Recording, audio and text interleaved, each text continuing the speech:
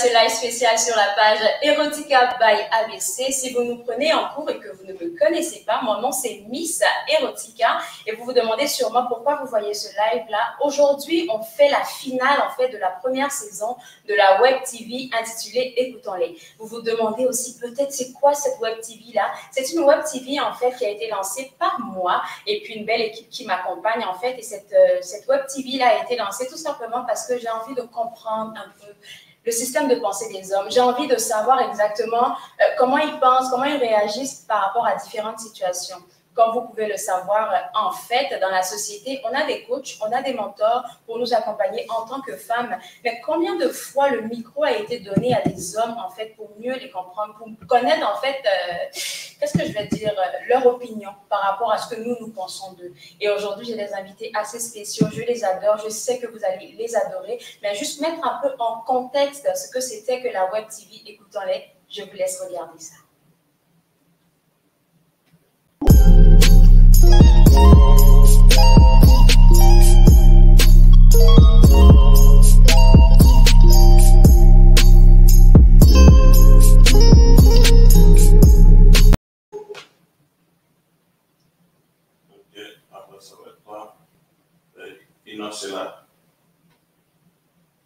Alors là, on est de retour. On a vu un tout petit peu qu'est-ce que c'était. Vous avez vu un jeu de cartes dans la petite publicité là. Et je vais rentrer directement dans le vif du sujet parce que mes invités d'aujourd'hui, ils sont chauds. Pour commencer, j'ai l'honneur de vous présenter mon premier invité qui a traité d'une thématique assez intéressante de comment on peut apprendre à connaître les hommes. Je laisse entrer M. Dianta Aki. Allô, Dianta, ça va bien? Est-ce que tu m'entends, Dianta? Oui, là, je t'entends. Est-ce que là, on m'entend? Super. Comment tu vas aujourd'hui? Super. C'est une bonne journée aujourd'hui. Merci beaucoup d'avoir accepté de faire ce live-là avec moi. On va maintenant laisser entrer notre deuxième invité. Yo, Monsieur Morel Atia, qui a parlé du pervers narcissique et des bad boys. Morel, est-ce que tu m'entends? Morel, il faut que tu actives ton micro, s'il te plaît. 1, 2, 3. Morel, est-ce que tu m'entends? Oui, c'est ça. Super, alors je pense que notre troisième invité est aussi dans la place. J'ai l'honneur, la chance de recevoir un chef cuisinier qui est assez occupé dans la région ici de l'Outaouais, mais qui a accepté de faire ce live avec moi. Chef Phil Cameron qui fait son entrée dans le studio. Bonjour Chef Phil, ça va bien? Oui, vous? Ça va super bien. Et je pense que notre quatrième, il est là aussi. La production me fait savoir qu'il est là. Alors, on va laisser entrer Mr. Ainos. Bonjour. Allô, ça va bien les garçons? Ouais, ça va super bien et toi? Ah, ça va super bien. Écoutez, à tous les cas, pendant que vous êtes devant moi, sincèrement, merci et chapeau. Parce que selon moi, il n'y a pas beaucoup d'hommes qui vont se mettre devant la caméra pour parler en fait d'eux-mêmes, pour parler en fait de leur perception. Et moi, je trouve que c'est assez unique en son genre, ce que je suis en train de faire. Et je me sens choyée d'avoir été accompagnée dans ce projet-là par vous. C'est la fin de la première saison de la Web TV Écoutons-les que les gens pourront retrouver sur la bannière YouTube qui va peut-être passer dans quelques instants. Et on fait la finale aujourd'hui. J'ai eu de bons commentaires, j'ai eu de bons retours par rapport à ça. Et aujourd'hui, on va essayer de traiter ensemble toutes les thématiques que vous avez traitées séparément. Et la première question que j'ai envie de vous poser à tous les quatre, on va commencer par Dianta. Ça, c'est une question que toi, Dianta et moi, on a eu l'occasion de discuter. Dianta, à quel moment que toi, tu t'es rendu compte que tu étais un homme? Il y a 3 ans. Cette question-là m'a fait réagir la première fois que tu m'as dit ça. Pourquoi tu dis qu'il y a seulement 3 ans que tu as appris que tu étais un homme? Ben, je savais que j'étais de sexe masculin, mais par rapport à mes propres critères de ce qu'est un homme, donc par rapport à mon propre processus d'initiation à la masculinité, parce que j'ai dû un peu l'improviser, l'apprendre ça et là avec des hommes que j'adore. J'ai commencé à m'accepter avec confiance et à dire que je me considère comme un homme sans me sentir comme un imposteur en le disant il y a peut-être 3 ans. Ouais. Ok, merci beaucoup, Dianta. Je vais passer directement à Morel. Morel, à quel moment que toi, tu t'es rendu compte que tu étais un homme? Belle question pour toi. On t'entend faiblement. Je ne sais pas si ton micro peut être augmenté, s'il te plaît. Tu m'entends mieux? Oui, ça va mieux. Ok, à quel moment j'ai su que j'étais un homme? Moi, j'ai toujours. Bon, un homme, dans quel sens? Parce que sinon, j'ai toujours su que j'étais un homme. J'ai toujours su que j'étais un homme depuis le plus bas C'est ça le truc. C'est pour ça que la question vient. Parce que je me dis, normalement, pour une femme, dès que tu nais, excusez-moi, tu as le sexe masculin, quand tu as un vagin, quand tu as des seins ou quand tu as une poitrine, tu dis, OK, automatiquement, tu es une femme. Chez vous, les hommes, je me dis que quand vous avez votre sexe aussi, vous vous dites automatiquement que vous êtes des hommes, automatiquement. Mais comment tu te définis en tant qu'homme? C'est quoi qui te définit en tant qu'homme? C'est ça ma question. Avoir de l'attirance pour une femme, OK. je me définis en tant qu'homme. La question est vaste. En rapport avec une femme ou en rapport avec la vie, en rapport avec une femme? En rapport avec toi-même, pas en rapport avec quelqu'un d'autre, en rapport avec toi-même. Est-ce que juste le fait de naître en tant qu'homme masculin avec un sexe masculin là, te définissait automatiquement comme un homme? Oui, je pense que oui. Hein. OK. Merci pour ta réponse très sincère. Je sais que je vais aller avec des questions piquantes qui ne vont pas peut-être vous plaire. Ne me retrouvez pas au carrefour pour me chicoter. Donc, on passe au troisième invité qui est Chef Phil Cameron. Est-ce que vous aussi, Chef Phil, arrivé à un moment, vous vous êtes dit, OK, je suis un homme, ou c'est depuis la naissance que vous êtes défini comme un homme? En fait, quand j'avais 17-18 ans, j'ai dû partir de la maison. Et tu sais, quand tu pars de la maison, il n'y a plus personne qui te supporte, c'est vraiment juste toi et ça ne fait pas d'enfant tout seul. Mais je dirais, vers mes 18 ans, c'est quand je suis parti et j'ai pris ma vie en main. C'est là où est-ce que j'ai réalisé, c'est moi qui est l'homme et c'est moi qui rentrer l'argent et mettre un toit et de la nourriture sur ma table. Moi, je dirais autour de 18 ans. Alors, le fait d'avoir des responsabilités, Chef Phil, ça vous a permis de vous définir en tant qu'homme. Bonne réponse. Je vais aller directement à mon quatrième invité avec Mr. Ainos. Ainos, toi, ça a été comment ta découverte? Moi, je dirais, je vais prendre la réponse de chaque personne. Disons qu'on est homme, déjà qu'on sait qu'on est sexe masculin. Ça part de là. Et je dirais qu'on se définit vraiment en tant qu'homme quand on commence à rentrer dans l'espace de responsabilité. On t'entend faiblement, Ainos, pour la prochaine question. Est-ce que tu pourrais monter ton micro, s'il te plaît? Merci beaucoup. Est-ce que c'est mieux? Tu m'entends mieux? C'est bien mieux, c'est bien mieux. C'est Okay. bien mieux. Alors là, maintenant, on va aller dans le vif du sujet. Écoutez, moi, j'ai fait la Web TV Écoutons-les que les gens pourront retrouver sur la page YouTube où vous avez tous intervenu sur différentes thématiques. On a parlé de beaucoup de choses en même temps. Et pourquoi j'ai fait ça? C'est parce que, je m'inclus là-dedans, hein, nous les femmes, on a l'habitude de dire les hommes, ils sont comme ça, ils sont comme ci, entre griffes, les hommes sont des chiens. Excusez-moi, c'est pas méchant, c'est juste que ça se dit dans les couloirs, fait que je le dis à haute voix. Et moi, j'ai envie de savoir, vous, par exemple, comment vous percevez l'infidélité? Je vais commencer avec Janta. Comment tu perçois l'infidélité? Est-ce que tu peux reformuler la question parce que… Comment tu perçois l'infidélité féminine? J'espère que j'aurai des questions ou des femmes qui vont venir me soutenir hein, parce que les gars, ils sont prêts pour moi. Je suis seule avec quatre gars là, s'il vous plaît. Donc, comment tu perçois l'infidélité féminine? Est-ce que tu l'as déjà vécu?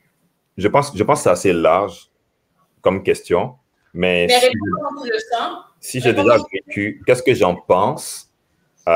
J'en pense pas à grand-chose de l'infidélité en général.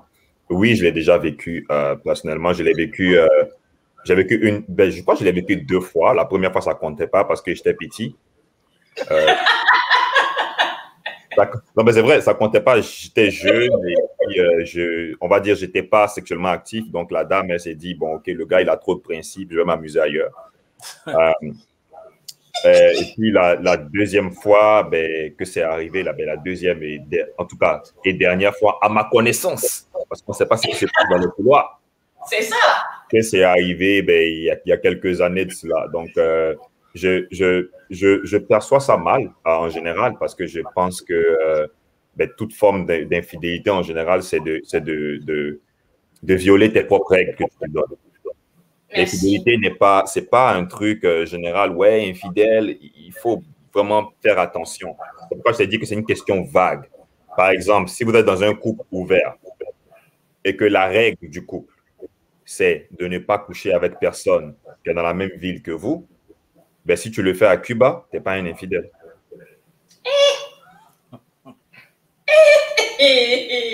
Toi, je sais qu'on va après le live. En tout cas, c'est ça. Je suis d'accord avec toi. Ensuite de ça, je vais laisser la parole à Morel. Morel, qu'est-ce que tu en penses de l'infidélité en général? Comme John a essayé de recentrer la question, de l'infidélité en général. Et est-ce que tu as déjà vécu l'infidélité? Quand je dis vécu, c'est-à-dire que ta compagne, l'une de tes compagnes, je ne sais pas, a été infidèle. L'infidélité dans toute sa globalité, c'est comme John t'a dit, déroger à une règle établie à deux. Si la règle est établie à deux, concernant vos rapports dans un couple, je pense que une fois que tu déroges à la règle, tu fais preuve de fidélité. Je pense que ça, c'est ce qui est global. Maintenant, moi me concernant, est-ce que j'ai déjà été victime d'infidélité? Je ne dirais pas officiellement oui, parce que je ne suis pas sûr, je n'ai jamais eu de preuve, on me dit officiellement. Mais je pense que oui.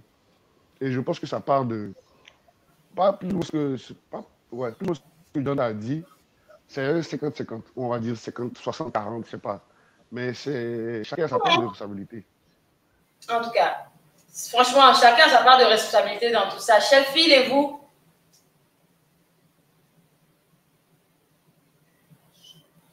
Chef Phil, le micro n'est pas ouvert. Ouais, je suis très d'accord avec Janta.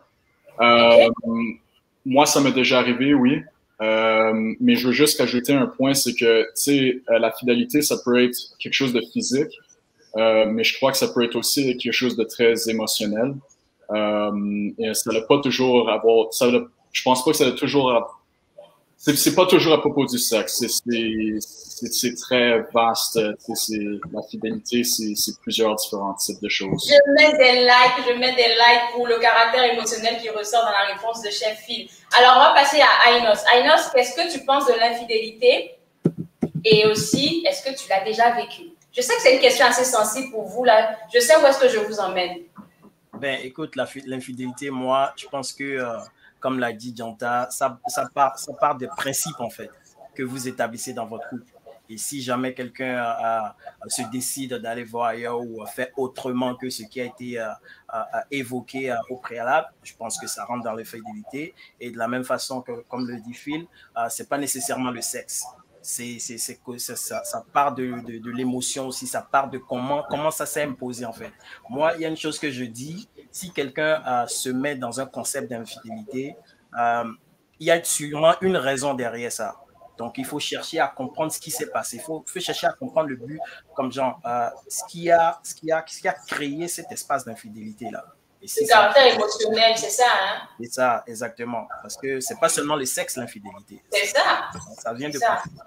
C'est un sujet très large, en fait. Donc, moi, à ce niveau.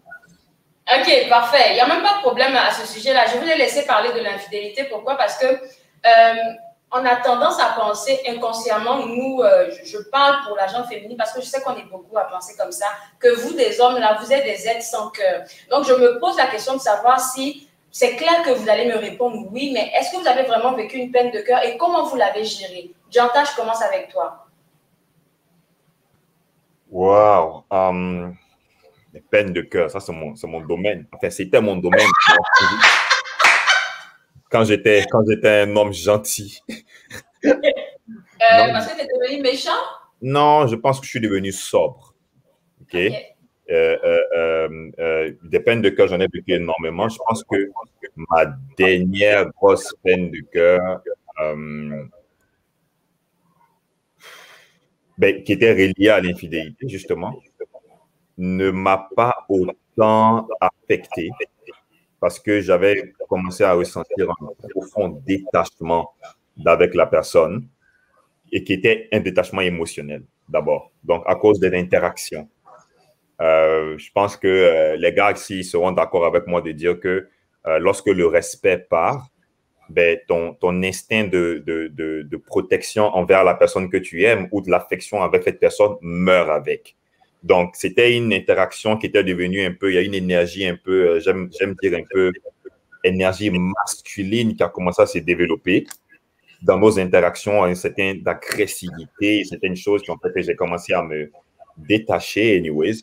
Donc, quand j'ai eu la nouvelle de l'infidélité, je pense que ça ne m'a pas plus marqué que la personne me le fasse parce que j'attendais rien de la personne. Ce qui m'a marqué, c'était comment est-ce que moi, je me percevais à cause de l'acte de l'autre. Donc, c'était plutôt un effet miroir. Et j'ai dû avec ça, j'ai dû aller en thérapie, entre autres, pour me confronter parce que je savais même pas que j'étais affecté par ça. Et j'ai dû me questionner aussi. Pourquoi est-ce que je suis resté dans une situation comme ça, même si j'avais pas l'information sur l'infidélité en question. C'était la goutte qui a fait déborder le vase.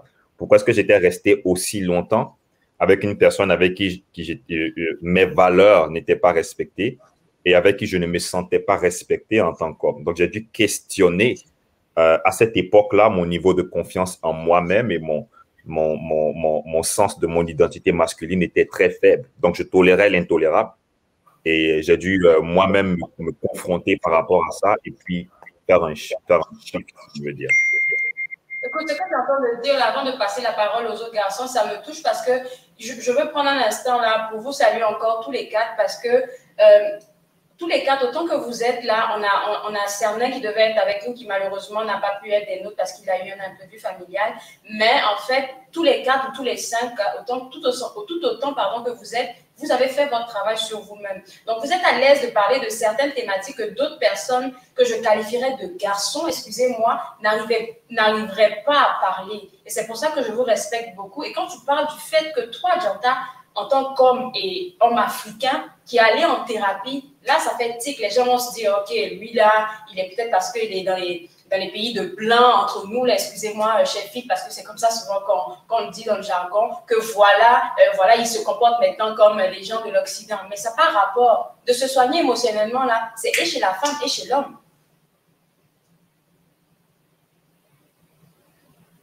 Janta, est-ce que tu me suis sur ce point-là? Oui, non, définitivement, je prends la thérapie parce que justement, on peut vivre des choses et on n'a même pas idée qu'on est affecté, on n'a pas idée à quel point on est affecté. Par exemple, pour moi, ça va affecter mon estime de soi. Et ma thérapeute s'en est rendu compte, mais c'était même pas le problème qu'on traitait. On parlait d'autres choses et elle a parlé de mes relations précédentes et j'ai mentionné le nom de ma dernière relation à cette époque-là. Et elle m'a demandé comment c'est terminé. Et j'ai dit en anglais, she cheated. Et elle a dit, dis-le en français. C'est la première fois quand j'ai dit en français que je l'ai ressenti. Et c'est pour te dire à quel point c'est très tricky. Et quand il fallait confronter, justement, je voulais confronter quelqu'un d'autre parce que je n'avais pas eu l'opportunité de la confronter. Et puis elle m'a dit, et si on te confrontait toi? Pourquoi est-ce qu'un homme de ta qualité, de tes valeurs, avec tes capacités, avec tout ce que tu as comme avantage, a toléré une relation toxique pendant une année? D'où ça vient?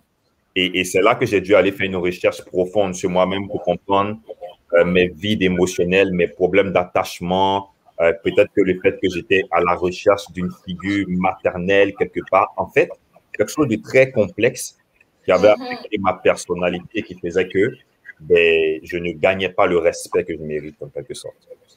En tout cas, félicitations à toi, chapeau. Je te connais, là, j'apprends beaucoup de toi tous les jours.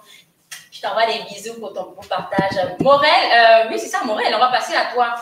Est-ce que, comment toi tu l'as vécu, en fait? C'est ça, quand tu as une peine de cœur? Oui. Si éventuellement tu en as eu une dans ta vie. Oui. Je l'ai déjà eu. Et je pense que pour tout homme, il faut passer par ça pour passer un cap. Parce qu'avant la douleur émotionnelle, amoureuse, tu te sens intouchable. Pour toi, tu décides de tout. Tu décides quand le soleil se lève, quand le soleil se couche. Tu es plus un homme, mais tu es un homme pas dans le sens complet. Parce que tu n'as jamais connu, comme on dit, de peine de cœur. Et la peine de cœur, quand ça te touche sincèrement, Et quand tu arrives à partir de là, surtout, oui, là, c'est cap. On dit le Goumé, c'est pas camarade de quelqu'un en Côte d'Ivoire. Non. Mais moi, je pense que c'est mon avis personnel. Quand tu passes cap, là, tu sais que tu as passé cap. Ouais. Parce que tu le ressens physiquement, émotionnellement, à tous les niveaux. Et puis, il faudrait que tu te rendes compte et que tu acceptes d'abord. Parce que généralement, nous, les hommes, on se connaît. On ne peut pas accepter certaines choses. Vous êtes très, très orgueilleux, l'ego vous dépasse. Oui, dis-le. Puis, plein vont dire, ah non, moi, jamais. Jamais. Je pense qu'il faut passer par là pour pouvoir franchir un cap en tant qu'homme, surtout en tant qu'homme. Parce que ça te ramène à une certaine réalité. Ça te dit que tu peux tout avoir, mais tu peux aussi tout perdre. Et il y a un dicton qui dit, que j'aime souvent dire, il n'y a pas plus aveugle que celui qui refuse de voir. Comme John t'avait dit, les signaux peuvent être clairs concernant la relation, te disant que la relation est toxique, la relation est catastrophique. Mais comme je donne une logique ou bien une pensée, un état émotionnel avancé, je te dis, ah non, c'est pas ça. C'est pas ça. Sûrement que non, ce que je vois trop loin ou bien j'imagine trop de choses. Alors que pourtant, c'est clair comme de roche. Tu vois ça clairement. Mais tu refuses de voir. Pas nous, à nous les femmes, là, c'est surtout nous, là. Bon, en tout cas, comme on est dans le contexte masculin, on va rester là. Non, mais les femmes ou les hommes, ça, c'est pour tout le monde. Quand les signes ne trompent pas. Il y a des signes, tu vois, qui sont tellement évidents. Mais on va franchement, il a fallu dire wallahi. Il y a des signes qui ne trompent pas, tu les vois, c'est évident. Que ce soit homme ou femme, quand tu vois que ta relation commence à battre des ailes ou il y a une situation, tu le vois, tu le sens. Pour les femmes, elles vont aller au taquet en même temps. Elles vont essayer de comprendre, d'essayer de résoudre le problème, au but de ne pas perdre la relation. Mais un gars, il va se dire, non, yo, c'est moi qui commande, c'est moi le boss et tout. Quand le boss perd, c'est une descente terrible. Aux enfers. Pardon? Une descente aux enfers. Dans les abîmes. Il peut faire jour, il peut avoir un soleil éclatant, mais toi tu vois que des nuages. Et ouais, il fait chaud, t'es en hiver par exemple, et puis c'est toi celui qui a chaud, tu te promènes en culotte même. C'est un état. Bon, je pense que pour tout homme, jeune frère, ou parce que c'est comme ça, généralement, tant que tu n'as pas vécu ça, et que tu es beaucoup plus jeune, tu te dis, moi jamais, moi Goumé, je ne connais pas, moi les douleurs de cœur, je ne connais pas les peines de cœur, jamais. Mais je pense que le temps est la plus grande des professeurs. Elle te dira, elle sera te dire exactement à quel moment tu dois connaître ça. Et on souhaite connaître ça le plus tôt possible. Parce que plus tôt tu connais, plus tôt tu réalises qu'en fait, tu n'es pas si intouchable que ça. Mais si tu encaisses ça trop tard, dans un âge trop avancé, Comme on me le dit dans le jargon, tu vas prendre balle. On va passer à... Merci beaucoup, Morel. On va passer à Ainos. Ainos, comment toi...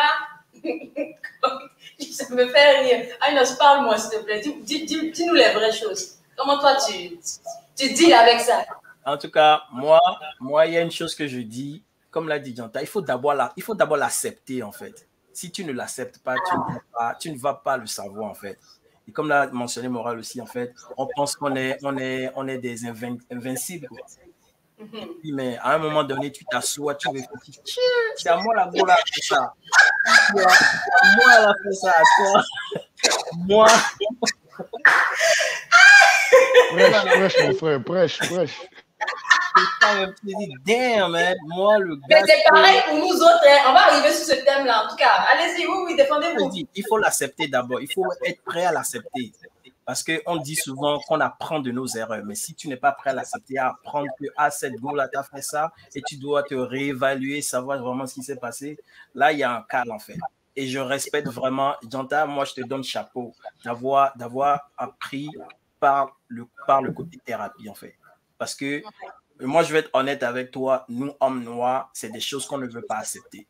C'est choses, oh, moi, c'est quoi? Pourquoi thérapie? Qui est celle-là pour me dire mes problèmes, pour me dire comment régler mes choses, en fait? En fait, on a cet ego-là, mais on oublie qu'une tierce personne qui est hors, qui est dehors, et qui ne nous voit pas vraiment, qui essaie de comprendre ce qu'on vit et nous essaie d'apprendre sur nous-mêmes, c'est très important, en fait. Des fois, on l'oublie, mais prendre le temps d'accepter est l'importance, en fait. Est l'important, la chose la plus importante. Accepter d'abord que tu veux avancer. Parce que cette étape-là que tu as prise, Janta, t'a permis de te découvrir toi-même. Tu vois? Découvrir toi-même et essayer d'avancer sur certaines zones qui t'ont permis de ne plus vivre ça. Et moi, je te salue pour ça, je respecte ça. Et franchement, c'est ça, quoi. Moi, je vais me lancer un message rapidement aux hommes. Arrêtons de faire le tog, quoi.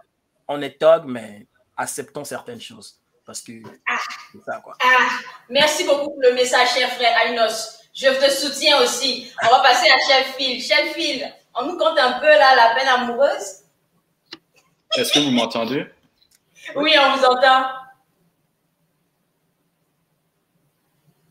Allô? Alors, pendant que Chef Phil essaie de se reconnecter, je vais prendre une petite pause parce que j'ai soif, je vais prendre de l'eau, mais je ne vais pas vous laisser aller. On passe à la pub.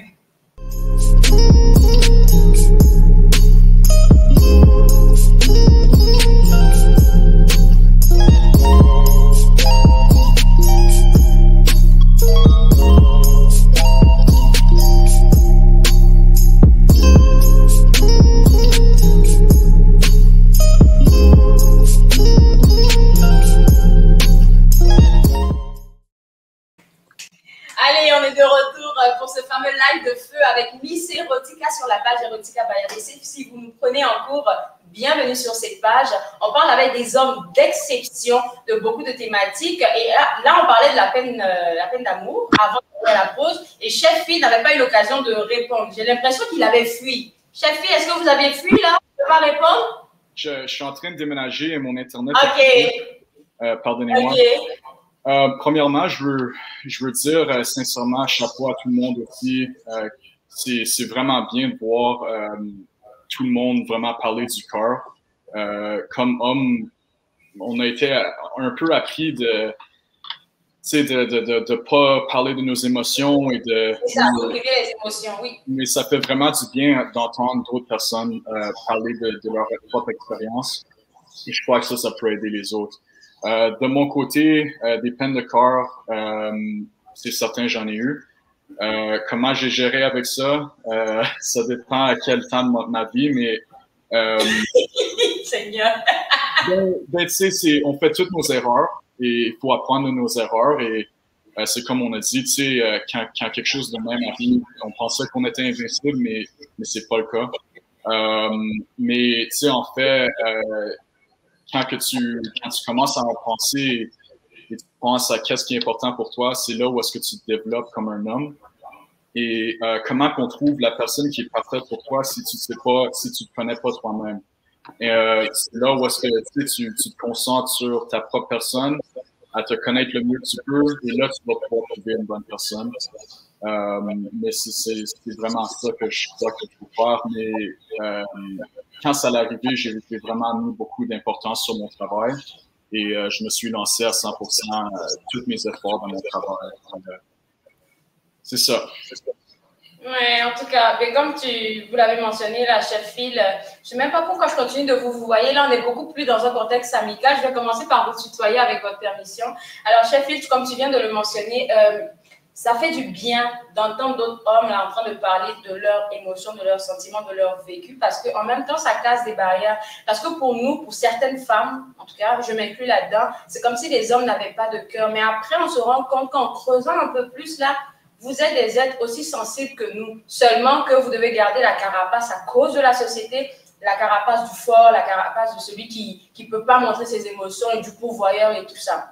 En tout cas, merci à tous les cas d'avoir ouvert votre cœur à Miss Erotica. On va partir dans une thématique que beaucoup de personnes vont apprécier. Et je vais commencer avec la première personne qui a traité de cette thématique-là, les pervers narcissiques et les bad boys. Et c'est Morel qui avait traité de cette thématique-là. Morel, merci d'avoir résumé en quelques mots, en fait, ce que c'était que le pervers narcissique et le bad boy. Parce que j'ai eu des messages comme quoi, écoute, ton ami là, il m'a guéri. Il m'a donné des paroles que j'avais besoin d'entendre. Pour nous, les femmes, est-ce que tu pourrais nous aider encore une fois à faire la différence entre le pervers narcissique et le bad boy? Je ne suis pas parlé ça avec une femme en tant que telle. j'ai plus compris ça, vu que je suis un homme et que j'ai fréquenté beaucoup d'hommes. Mais je dirais que Exactement. il y a les signes en tant que tels, la femme le voit en fait. Les signes en tant que tels, la femme les voit. Peut-être pas au début, peut-être pas automatiquement, mais elle peut les percevoir. Le pervers narcissique et le bad boy, c'est deux personnes complètement différentes, mais qui ont des similitudes. Il y a des choses sur lesquelles ils se retrouvent, mais tu le vois, tu le vois. Il n'y a aucune femme sur Terre qui dira qu'elle ne voit pas que le gars est un bad boy ou un pervers narcissique. Le pervers narcissique, peut-être lui encore, il use encore plus de malice parce que lui, il a ce besoin-là, plus que les autres hommes d'être dominant, de guerre de force. La domination, c'est ça que tu avais dit dans le live là, que je vais inviter les gens qui nous suivent en ce moment à aller regarder sur YouTube parce qu'il y a beaucoup d'informations que tu as données là-bas. Et tu parlais du pervers narcissique, tu dis sa caractéristique première là, c'est la domination. Contrôler les gens. Contrôler, un homme en général, il va vouloir contrôler. Un pervers narcissique, il ressent le besoin. À partir du moment où il sent qu'il perd pied, même que ce soit au début de la relation ou dans un contexte d'apprentissage pour se connaître avec la personne, ils ont besoin de décider de tout. Mais ils sont malins. Ils sont malins. Très malins. Très malins. Malins et talentueux. I have a testimonial, je le dis. Ils sont très malins. Mais en tout cas, je pense que en général, les femmes voient quand le gars est narcissique. Et tu l'as dit pendant, voilà, c'est ça, tu l'as dit pendant le live, le bad boy, il a des petites similitudes du pervers narcissique. Il n'est pas méchant, comme tu me l'as dit dans le live, il n'est pas méchant, mais c'est juste qu'il fait le beau. Et on arrive plus souvent à cataloguer les bad boys plus que les pervers narcissiques. C'est la seule et unique raison que le bad boy, il peut perdre. Et quand il perd, ça ne le dérange pas. L'information peut circuler, on se dit, bon, ok, c'est une paire de plus, on prend gagner 10 autres. Mais le pervers narcissique, il a ce talent-là de rentrer dans la tête de la personne. Et à partir du moment où un homme rentre dans la tête d'une femme, c'est un peu difficile pour la femme de s'en sortir automatiquement aussi facilement. Ça prend généralement du temps après la relation ou bien pendant la relation pour la femme de sortir de là où elle est. C'est d'autant plus difficile parce que déjà être homme, déjà on est dominé, mais encore quand il est narcissique, là c'est grave. C'est un peu difficile. Oui, ouais. Alors, je vais laisser Dianta donner son avis là-dessus. Pervers narcissique, bad boy. Qu'est-ce que tu en penses de tes collègues hommes qui se comportent de la sorte? Je fais juste un constat. Ce qui est certain, c'est que on ne peut pas, nous, d'où on se tient, diagnostiquer quelqu'un pervers narcissique parce qu'on n'a pas les pas des psychiatres et tout ça. Mais on a tous, on va dire que c'est un spectre et on a tous une position dominante. Morel l'a très bien dit, le pervers narcissique, c'est un manipulateur extrême. Il veut contrôler, il veut dominer. Le monde doit tourner autour de lui. Tu es assez. Et même s'il fait des choses pour toi, c'est pour recevoir l'adoration toute ta vie. Il n'a pas vraiment le souci de ton bien-être. Est-ce qu'on entend en même temps? On prend des notes, hein, parce que, en tout cas... Il n'a pas nécessairement le souci de ton bien-être. Il est vraiment centré sur lui. Et en général, comme Morel a dit, il refuse de perdre. Parce que quand les pervers narcissiques commencent à perdre, il devient violent. Le bad boy, par exemple, par contre, je n'ai rien contre. Parce qu'on est tous des adultes. On est dans un jeu d'adultes. Vous êtes toutes majeures, on est tous majeurs. Le bad boy, c'est d'ailleurs quelqu'un qu'on a admiré. D'une certaine manière. Parce qu'on a réalisé que le bad boy, il est respecté. D'accord? Et selon mon observation personnelle, la majorité des dames ont une tendance à respecter les bad boys et à cracher sur les gars qui sont gentils. Des good guys. Ça, j'ai dit c'est la vérité. Il ne faut pas qu'on fasse genre. Mais excuse-moi, je fais une pause là, Dianta. Excuse-moi, je fais une pause ici. Ok, on va arriver à ce thème-là. Je pense que... Non, continue. Oui. Dans le chat tout à l'heure, en privé avec les gars, j'ai écrit, j'ai dit l'infidélité féminine, c'est l'un des plus beaux cadeaux qui me soit arrivé. Ça fait rire. Parce que tu vois que, par exemple, les bad boys, tu as l'impression qu'ils gagnent, des win. C'est sûr que quand on arrive dans la trentaine, ils deviennent dégoûtants. Les femmes sont comme, ouh. Oui, sincèrement, arrêtez là. 30 ans passés là, non. On est Mais plus bad boy. dans la vingtaine, c'est des rockstars. Et on ne leur fait pas les choses qu'on fait aux autres hommes qui décident d'être disciplinés, qui décident d'être gentils, d'être respectueux, d'être toutes ces choses. Et c'est au regard, par exemple, du bad boy, tu peux apprendre beaucoup. Tu peux apprendre en tant qu'homme à compartimenter pour éviter de te retrouver à te faire cracher dessus ou vivre des choses que normalement tu ne mérites pas de vivre. Sinon, tu vas finir par douter de ton caractère. Par exemple, on va parler par exemple des bons gars qui sont disciplinés, qui n'ont jamais trompé une dame, qui font de leur mieux pour être serviables, pour être aimants, pour être toujours là, et tout d'un coup, boum, ils vivent un coup dur. Ils peuvent douter de leur caractère et commencer à se dire, est-ce que ça vaut la peine d'être un bon gars? Parce que depuis que je suis au lycée, je grandis, les bons gars, toutes les filles crachent dessus. Oui, il m'a donné une lettre auquel, je ne sais plus, il y a un gars qui m'a donné une lettre là. S'il me voit, pardon, il te demande, il est déchiré. Oh. Il était trop, comment, il était mou, trop mou, oui. Je ne sais pas, en tout cas. Viable, doux, attentionné. Et moi, par exemple, la beauté que j'ai tirée de ça, au regard, en observant le bad boy et en observant l'homme que j'étais, les choses que j'avais vécues, les sacrifices que j'étais capable de faire, juste par affection pour quelqu'un. Et encore, Phil l'a bien dit, à cette époque, je ne me connaissais pas. Donc, peut-être que je n'avais pas construit mon identité et je laissais la relation déterminer mon identité. Mais ce que j'ai appris surtout, c'est la compartimentation. Quand tu connais qui tu es, compartimentation. Oui, quand tu connais qui tu es, tu décides. Tu es capable de décider. Tu ne laisses pas tes émotions s'emballer parce qu'elle a un beau sourire, il y a un bon vibe. Tu n'envoies pas une dame dans une relation amoureuse sérieuse juste parce qu'elle te plaît ou elle te fait te sentir de telle ou telle manière ou elle te donne des papillons. Oui, on a des papillons dans les abdos, nous aussi. Ce que tu apprends à faire, tu apprends à compartimenter. OK, elle est belle. Ça, c'est l'information. Elle est attirante, c'est l'information. Je veux coucher avec. C'est l'information. On ne mélange pas ça avec les émotions. Donc, tu compartimentes avec quel genre de fille je peux connecter et avec qui j'ai envie d'explorer. Et c'est tout à fait respectueux si on le fait dans un cadre respectueux, mais beaucoup d'hommes n'ont pas la capacité de compartimenter. Donc, les gentils gars du lycée qui souffrent, qui se prennent des râteaux, qui se font tromper alors que c'est toujours eux qui dépensent leur argent, ils sont attentionnés, ils font des choses que les bad boys ne font pas. Et pourtant, les bad boys sont respectés. Apprenez à compartimenter. Ne balancez pas votre cœur à n'importe quelle fille. Vous pouvez balancer votre pénis avec permission, bien sûr, mais n'envoyez pas votre cœur partout.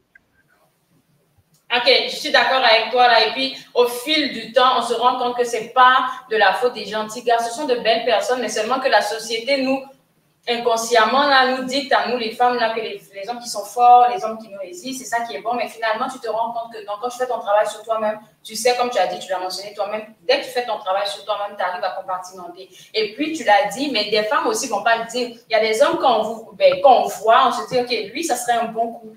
Mais après, ça ne plus rien.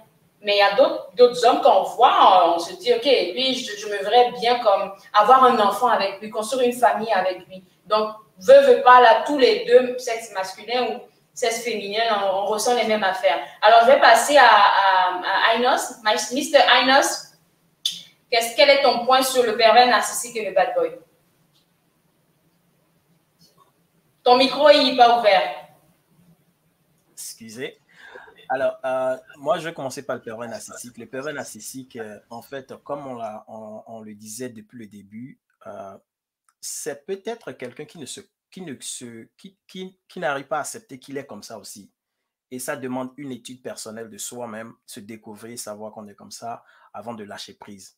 Parce que, comme mes frères l'ont mentionné, c'est quelqu'un qui veut contrôler, quelqu'un qui n'aime pas perdre, quelqu'un qui veut toujours avoir le déçu, en fait.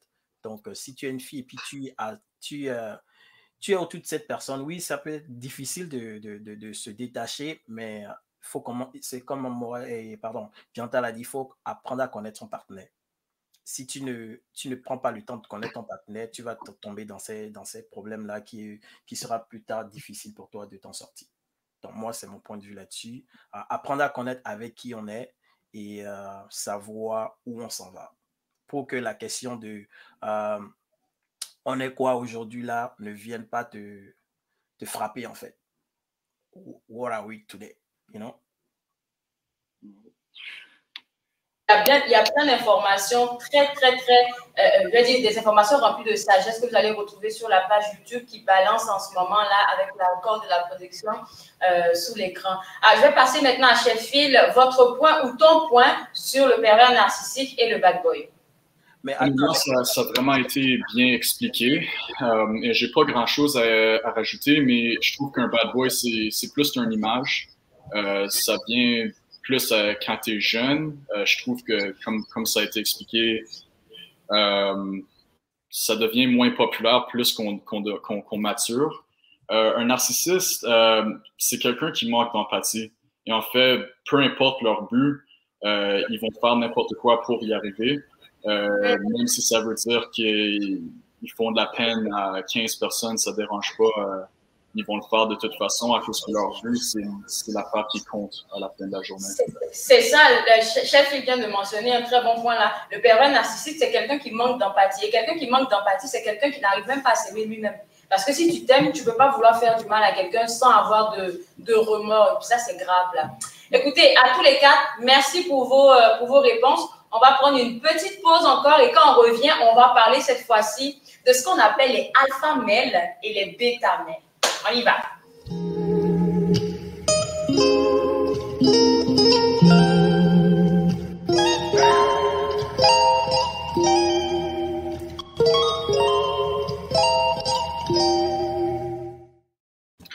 Alors, vous avez vu durant la pause publicitaire le jeu de cartes Erotica by ABC. Après toute notre live, là, je vais vous donner plus d'informations. C'est un jeu de couple que vous devez avoir dans vos tiroirs, surtout pour vous, mesdames.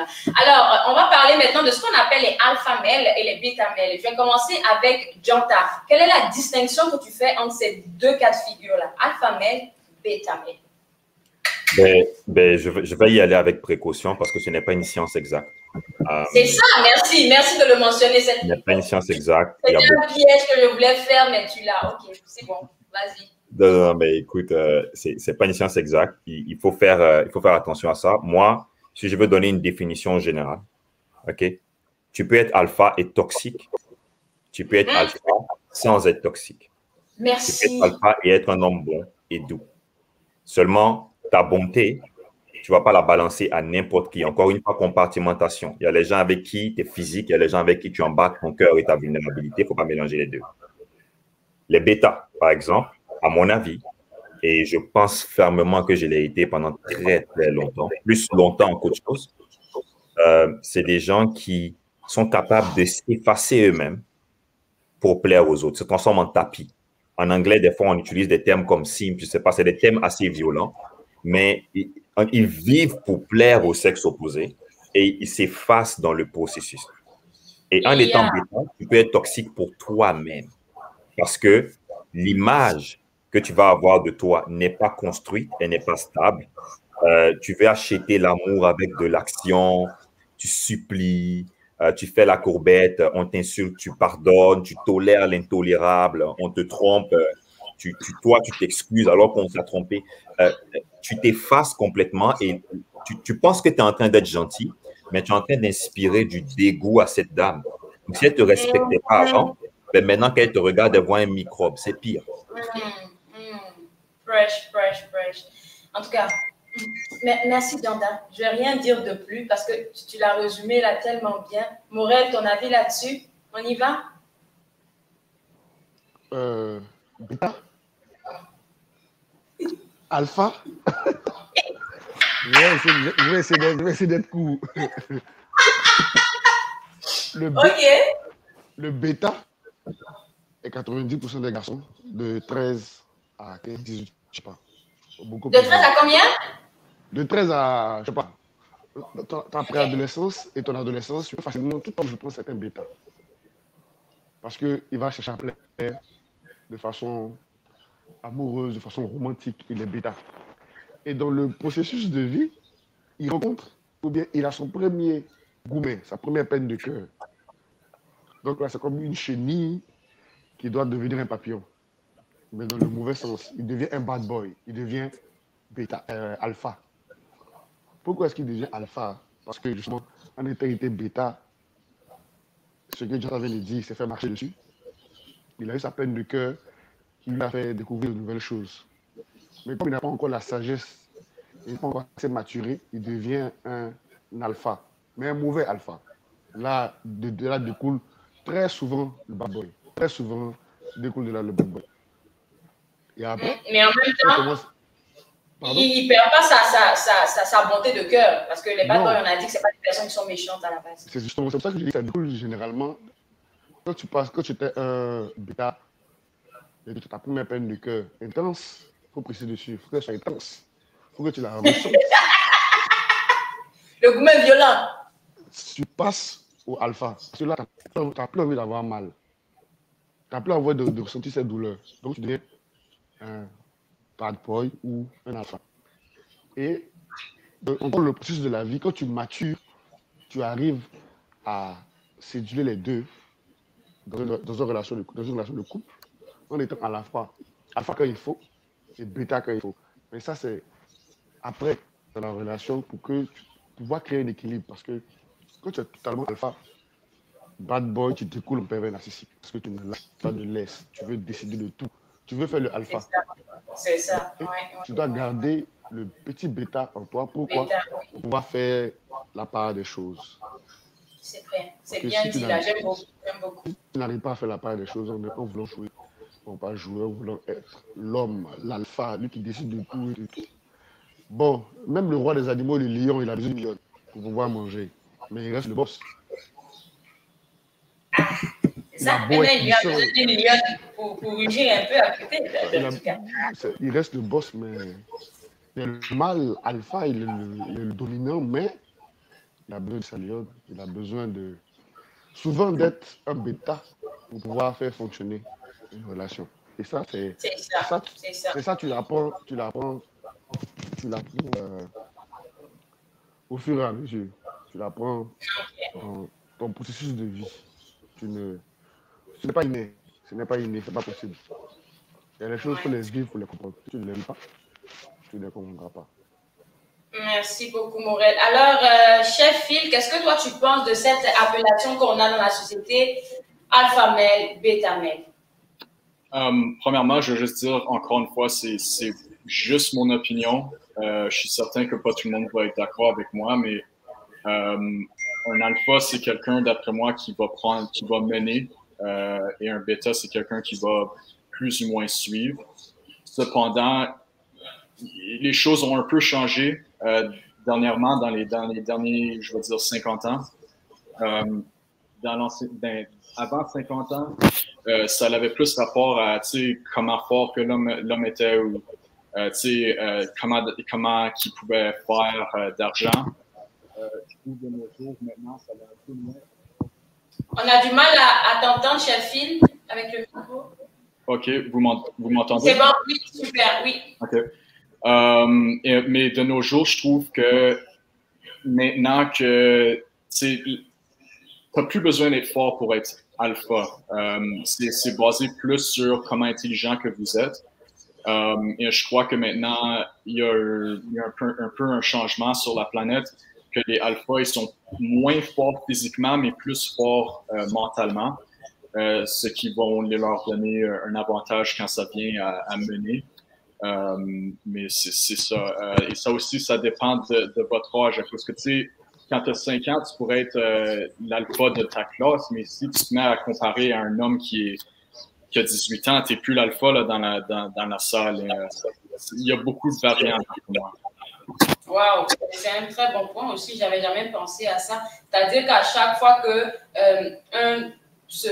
pas un pseudo, mais un alpha va se se mettre à se comparer à un autre alpha qui a atteint un autre niveau, ça va lui demander d'aller un peu plus. Mais il ne faut juste pas se perdre dans le process parce que, veux pas, comme tu viens de mentionner, chef Phil, là, c'est vraiment l'intellect qui parle maintenant quand on parle d'homme alpha. Et puis, je suis très, très, très d'accord avec ça.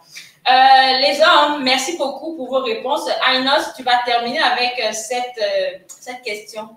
Alpha male, bêta male. Bon, moi, comme je dis, alpha, bêta, whatever, tu es un homme, tu te fais assumer en fait. C'est la meilleure des réponses. Un coup KO. Genre, tu peux être alpha et puis tu vas tomber sur une go alpha qui va t'alphabétiser aussi. Donc, faut assumer. Merci. C'est important de connaître son niveau en fait. Donc, si tu veux être alpha, oui, c'est bien beau d'être alpha, mais il faut assumer, il faut être prêt à assumer. Mais bêta, c'est pas une mauvaise, je dirais pas une mauvaise chose d'être bêta parce que c'est important de savoir combiner les deux. Il faut avoir un côté alpha, oui, mais il faut avoir aussi un côté bêta parce que tu veux pas être le don juan tout le temps. Tu veux pas être, oui, trop d'accord.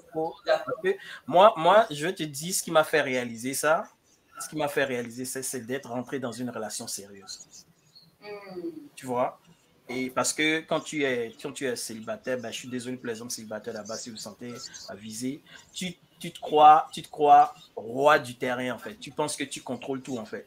Mais quand tu vas tomber sur une femme qui va te montrer vraiment que mon gars, tu dois te calmer, là, tu vas comprendre que, comme on avait parlé dans l'émission, le compromis en fait. Tu ne peux pas être, quand tu es alpha, le compromis déjà, c'est un mot qui n'existe pas en fait. Tu veux toujours avoir ce côté dominant en fait. Et ça rentre, comme l'a dit Morel, dans le côté narcissique en fait. Tu vois? Mais il faut savoir jouer entre alpha et bêta pour pouvoir se contrôler, pour pouvoir déterminer qui toi-même tu es d'abord en fait. Donc moi, c'est ce que je dirais à ce niveau. Que tu sois alpha ou bêta, c'est bien, mais il faut faire attention, il faut savoir jouer sa carte en fait. Et en ce moment, si vous n'avez pas encore vos cartes Erotica, allez-y parce qu'à partir de là, vous allez commencer à jouer les cartes. Les garçons, merci beaucoup. Et puis là, puisque Agnès, tu avais la parole, je vais parler de ma dernière question avec toi. Ça serait la place de l'érotisme dans le couple parce que tu viens de mentionner le jeu de cartes Erotica.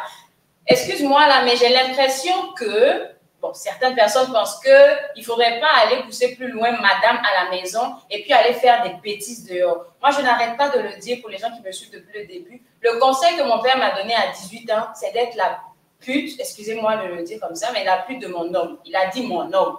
Donc, ça veut dire qu'avec mon homme, je suis capable de faire tout. Mais j'ai l'impression que souvent, vous n'arrivez pas à dialoguer de ce genre de thématique-là avec vos conjointes respectives. Est-ce que je me trompe? Moi, je ne pense pas que c'est mon cas, hein. Alors, tu vois, il faut oser dans la vie en fait. Il faut oser parce que on dit si tu n'es pas satisfait, comme tu l'as mentionné tantôt, quand tu n'es pas trop satisfait à la maison, tu regardes ailleurs. Mais si ta femme te donne tout à la maison, qu'est-ce que tu cherches? Oui, parfois on a le regard curieux de regarder tout ça. Fais attention à ce que tu dis, j'ai son numéro. Non, laisse ça. Tout ça, il faut être réglo dans la vie en fait. Si tu veux quelque chose, discute de ça avec ta femme à la maison. Apprenez à être compatible. La compatibilité sexuelle, c'est important en fait. C'est très important. Donc, c'est quelque chose qu'il faut discuter. Il ne faut pas juste te lever et demander « Oh, chérie, fais-moi ci, fais-moi ça. » Non. Discutez, parlez-en. Genre, si elle est... initie là. Mais comme je le dis et je le répète, oui, c'est pas... Ce qu'on est en train de dire là, c'est pas... Il y aura des jeunes qui ne vont pas comprendre ça. Je ne dis pas que je suis vieux, je connais tout déjà, mais il y aura du monde qui ne vont pas comprendre ça parce qu'ils se disent « Ah ben... moi, je sais quoi faire quand je suis au lit avec ma femme, donc c'est pas à toi de me dire quoi faire. » Mais en tout cas, comme la femme connaît plus que toi, il faut juste te laisser avoir l'humilité de... Laisse-toi guider parfois, laisse-toi guider. Parce que tu penses que tu sais, mais tu vas tomber sur une go, elle va bien te gérer, tu vas jamais oublier en fait. Donc, en tout cas, moi, c'est mon point de vue, c'est mon opinion, c'est mon point de vue personnel. Donc... Merci beaucoup, Aïnaz. On va remonter avec Chef Phil. Chef Phil, la place de l'érotisme dans le couple. Est-ce que c'est un sujet tabou pour toi dans ton couple, par exemple? Pardon? Est-ce que la place de l'érotisme, là, c'est un sujet qui est facile à discuter avec ta conjointe? Ouais, c'est un sujet qui est pas difficile à en parler. Pour moi, d'après moi, la communication, c'est numéro 1 avec n'importe quoi, peu importe le sujet. À la fin de la journée, je vois ma partenaire comme c'est ma partenaire, c'est mon coéquipier. Tu peux pas avoir un bon couple si les décisions sont pas prises.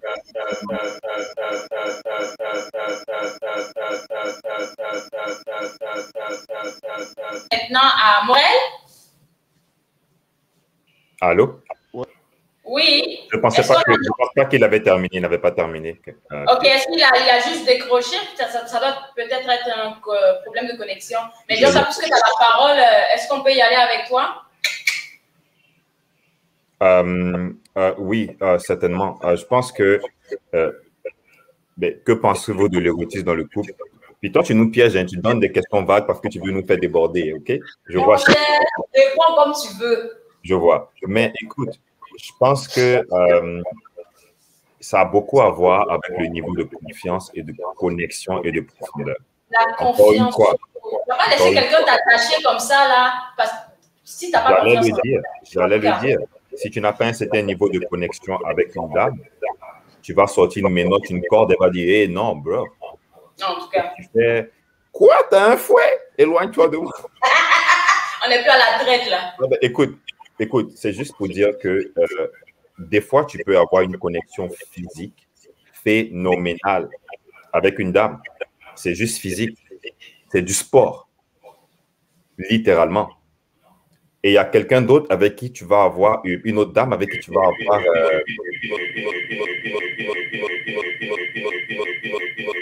Allô? Allô?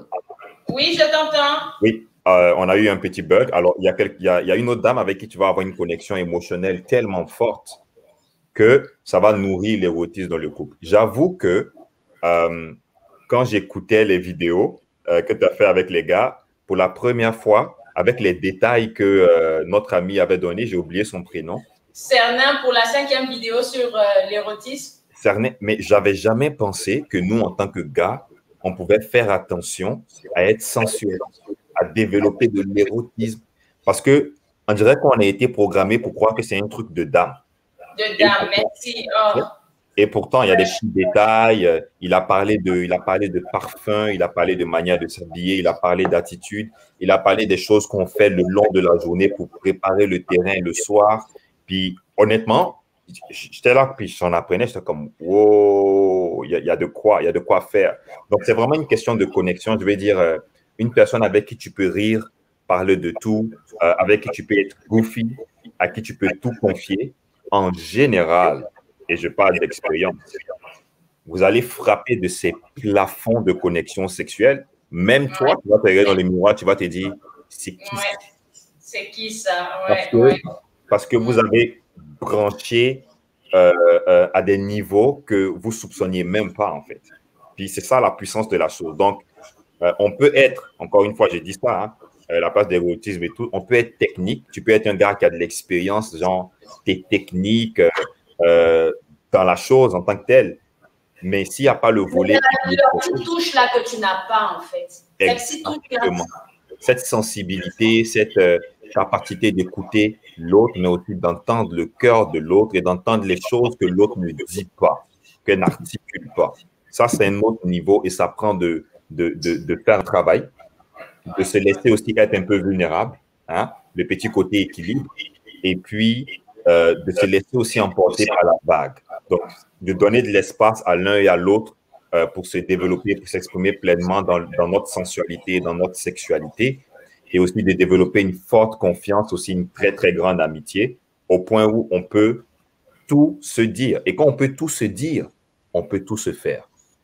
Il faut d'abord être capable de tout se dire. On peut tout se faire. Écoute, Jonta, merci pour ta belle contribution. Je vais passer tout de suite avec Morel et ensuite de ça avec Ainos par rapport à ça. Il va nous rester juste quelques minutes.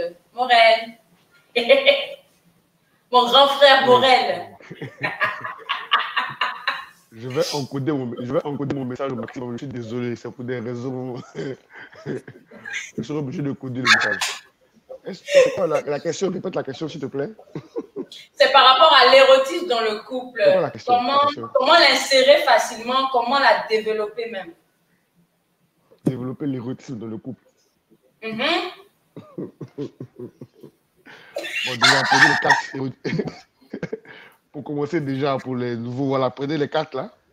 Ça peut servir dans le couple. Maintenant. En fait. Bon, ok, on va faire court là. Est-ce que tu penses que c'est important dans le couple, oui ou non? That's it. C'est la base.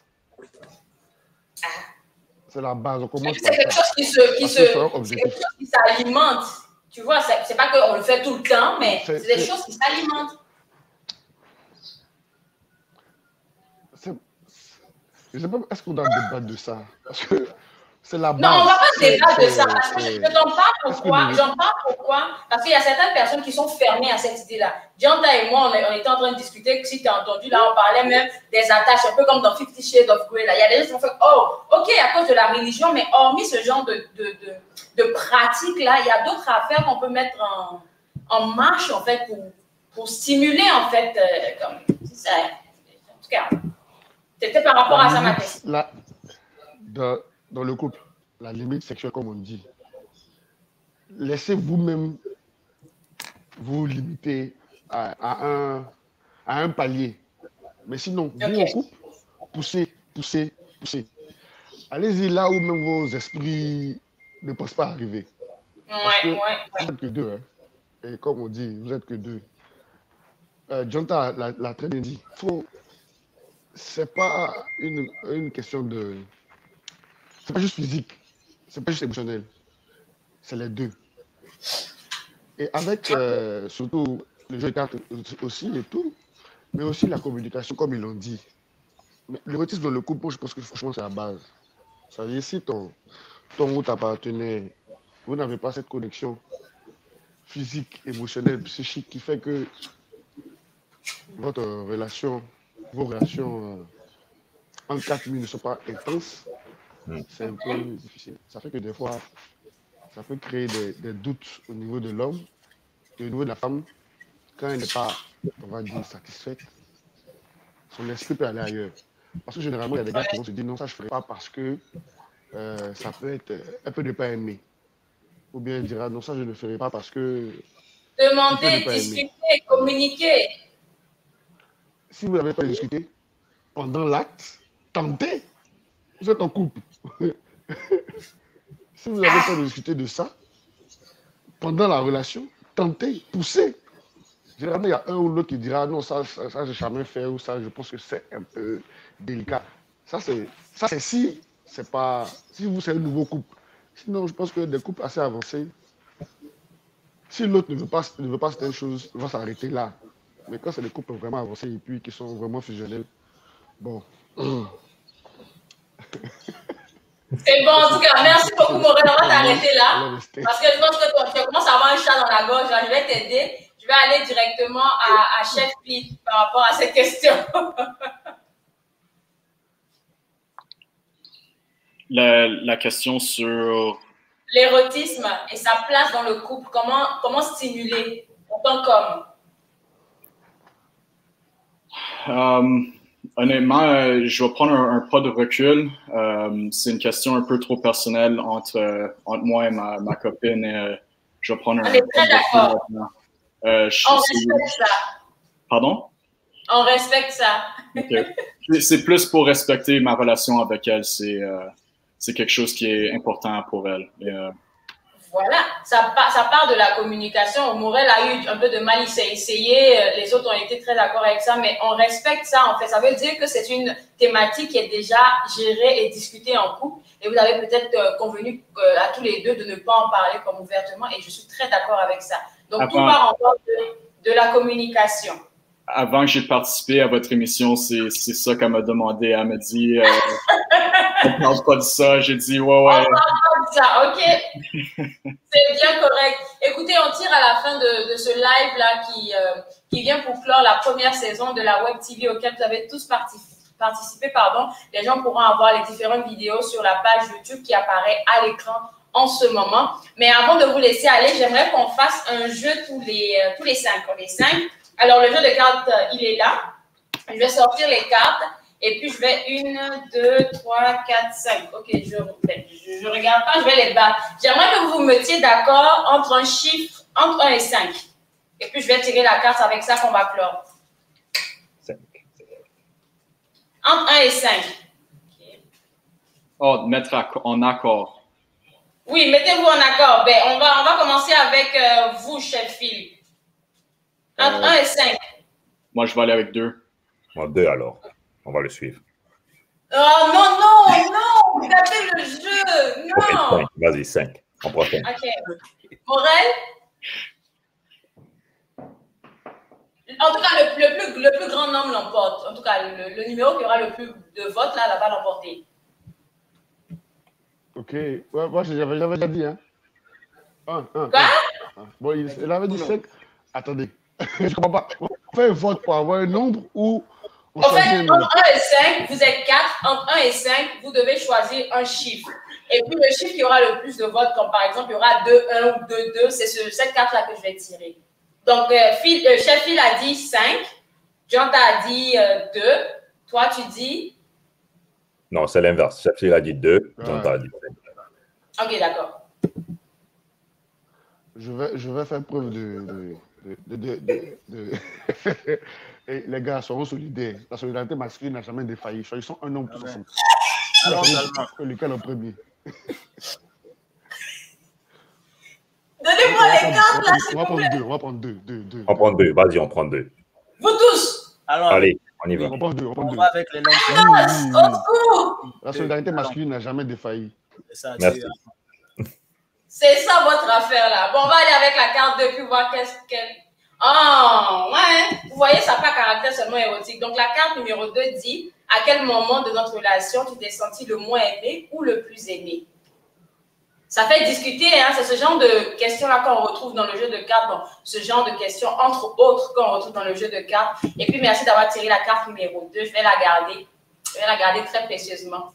Écoutez, à tous les cas, j'aimerais vous dire merci. Serna n'a pas pu être là avec nous aujourd'hui, malheureusement. Je veux aussi lui dire merci s'il nous regarde en ce moment. Et puis, je veux vous envoyer des bisous. Soyez sûrs que je vous dois beaucoup pour votre ouverture et pour votre temps que vous m'avez accordé. Je pense qu'on a des questions. Je ne sais pas, on a juste une question. La question, c'est pourquoi l'infidélité masculine est-elle normalisée? Ouf, selon vous. On va terminer avec ça.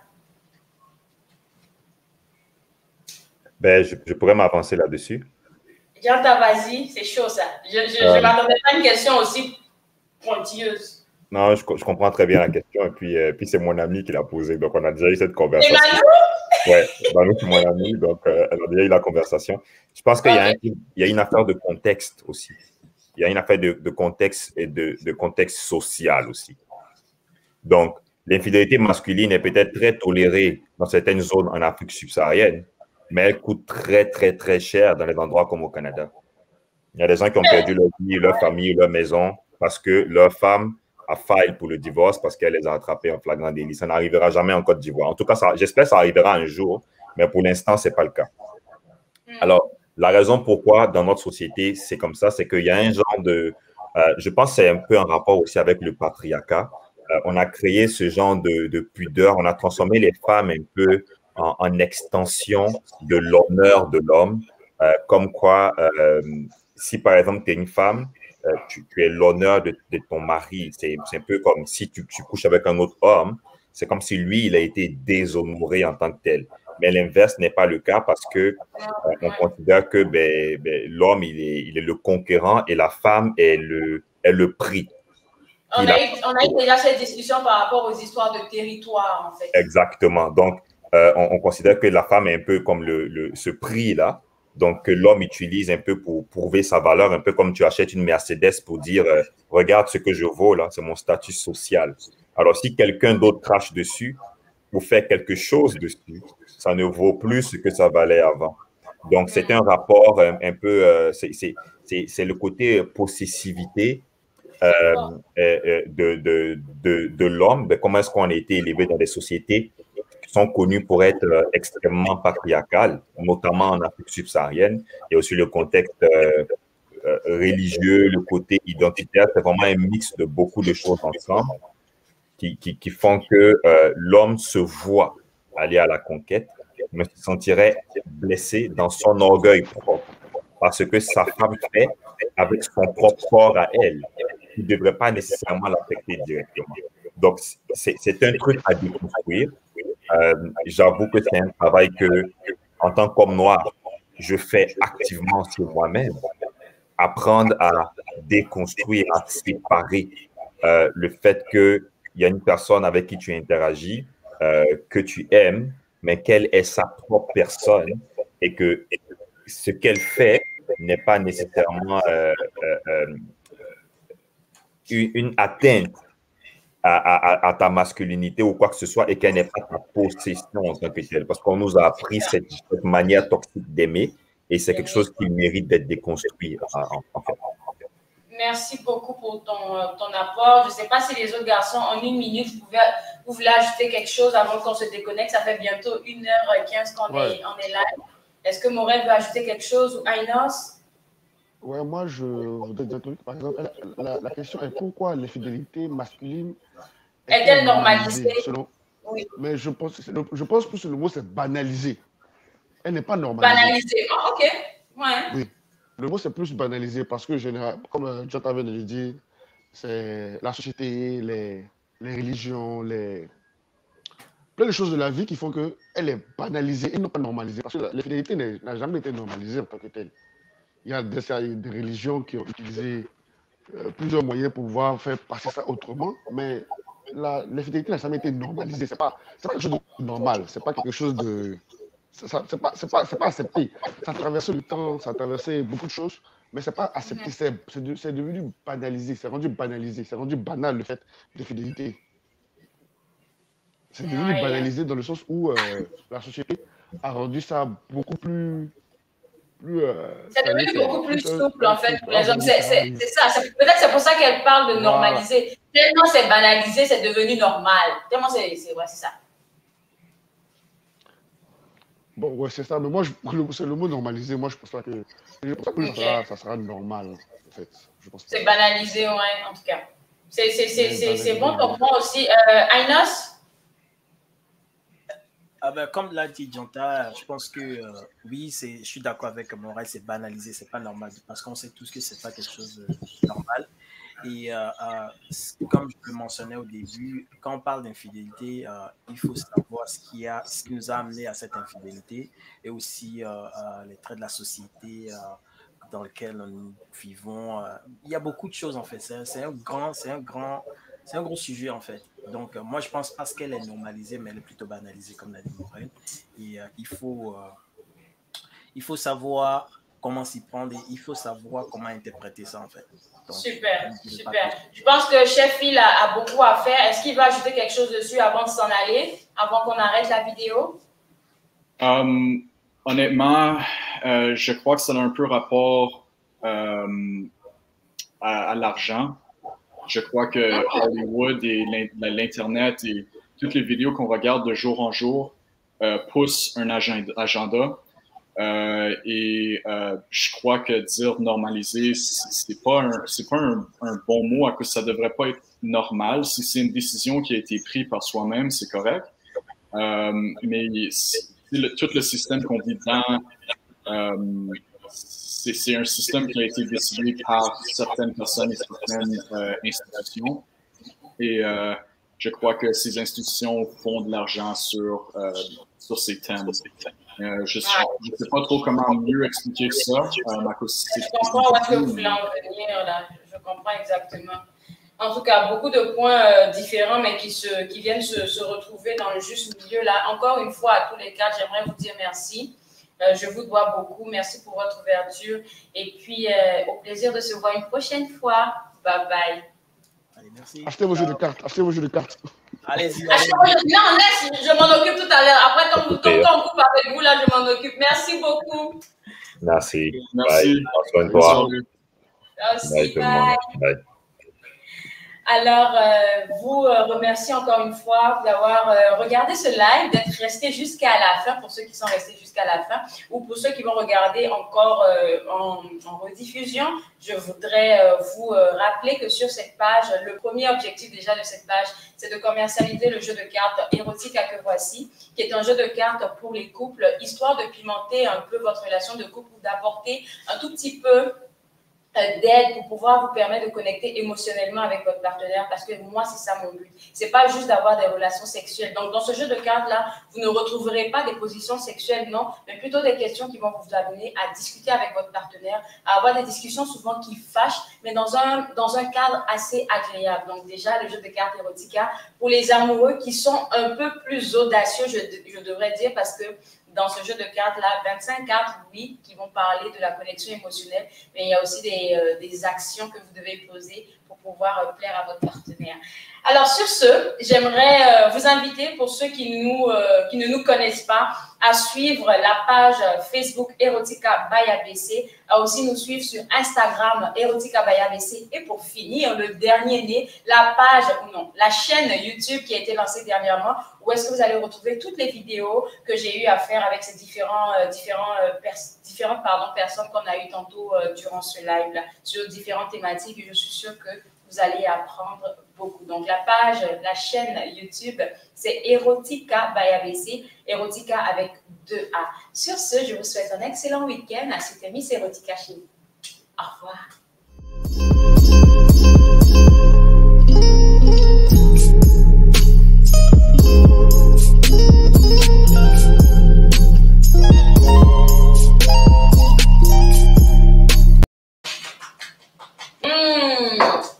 Ils sont tous partis?